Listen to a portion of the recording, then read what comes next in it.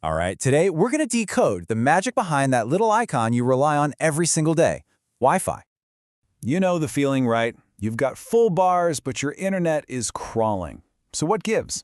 Well, here's the thing. The answer has way less to do with signal strength than you'd think.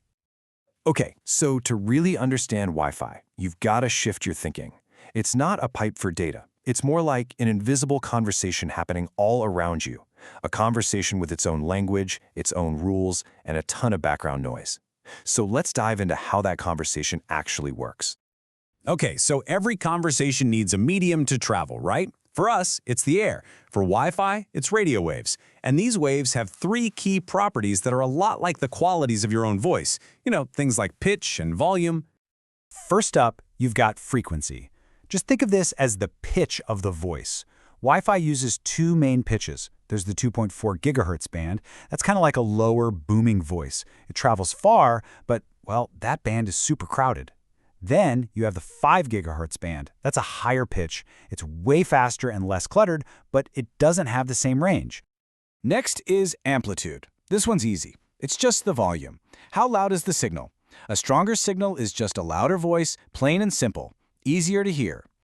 And then there's phase. Now this is where things get really clever. This is a way to pack in more information by slightly shifting the starting point of the wave. It's like adding a specific inflection to a word to completely change its meaning. Super smart. Okay, so frequency, amplitude, phase. That's all well and good. But how do you go from those simple little waves to streaming a 4K movie? Well, the magic word is modulation. This is the crucial process of turning all that digital data, all those ones and zeros, into a really complex radio signal. So, in the early days, Wi-Fi used super simple modulation. Think of it like whispering just one bit of data at a time, a single yes or no. That's it. But modern Wi-Fi? Whoa. It uses incredibly complex modulation. The techie name is 1024QAM, but forget that. What you need to know is it can pack 1,024 different states into one signal. That's like going from sending a single yes or no to sending an entire paragraph in the exact same amount of time. It's a total game changer. All right, now picture this. You've got your phone, your laptop, your smart TV, your partner's tablet, the kid's gaming console. They're all trying to have these super complex conversations at the exact same time. You can imagine, right? Without some rules of the road, it would just be absolute chaos. It's literally like trying to have a deep conversation with someone across a loud football stadium during a touchdown. You can shout as loud as you want, but your voice just gets drowned out. That's the signal-to-noise ratio problem. If the noise is too loud, it doesn't matter how strong your signal is. The message is lost. So how do we stop everyone from talking at once? Well, Wi-Fi has this system of digital politeness. It's got a fancy technical name, CSMA/CA, but you can just forget that. All it really means is listen before you speak. That's it. Before your phone sends anything, it quickly listens to see if the coast is clear. It's the one simple rule that prevents a total shouting match. So we all know Wi-Fi has gotten ridiculously faster over the years, right? But here's the cool part. It's not because the signals got louder. It's because the language itself got way, way smarter. The conversation became more advanced. So how exactly did we pull that off? If you look at the timeline, starting way back in 1999, every single new version of Wi-Fi, Wi-Fi 3, 4, 5, 6, and now 7, brought something new to the table. But the secret sauce was always the same. Smarter, more sophisticated ways of talking, more complex modulation.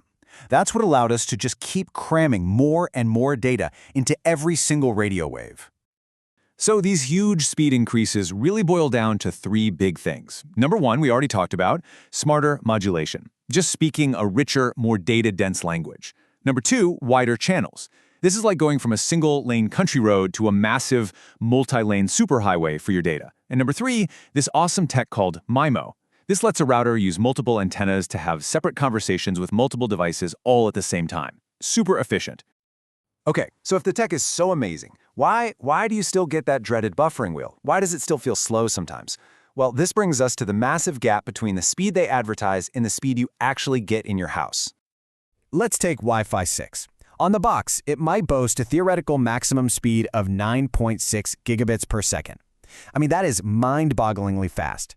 But here's the catch, and it's a big one. You will never, ever, ever get that speed in the real world. Not even close. So let's do a little reality check math. You start with that giant 9.6 gigabits per second number, okay? Now let's start chipping away at it. Subtract for the interference from your neighbor's Wi-Fi. Chip. Subtract for the network's own overhead. Just the data it needs to manage itself. Chip. Subtract for all the other devices on your network trying to get a word in. Chip. Subtract for distance, for walls. Chip. Then you subtract for the fact that Wi-Fi can only talk or listen. It can't do both at once. By the time you're done, what you're left with, that's your actual, real-world speed. Think of it this way. That invisible conversation is constantly fighting a battle against some very real enemies. Things like your walls. They literally soak up the signal. That's absorption. Then you've got reflection. The signal bounces off mirrors and metal surfaces, creating confusing echoes. And of course, there's interference. That's the noise from your microwave, your Bluetooth headphones, and every other Wi-Fi network in your building, all shouting at the same time. So, this is the big takeaway. This is the whole point. Having a strong signal, seeing those full bars on your phone, it means almost nothing if the conversation isn't clear. If it's being drowned out by all that noise and interference, it just doesn't matter. In the world of Wi-Fi, clarity is king. It's always better to have a clear, clean whisper than a loud, jumbled shout.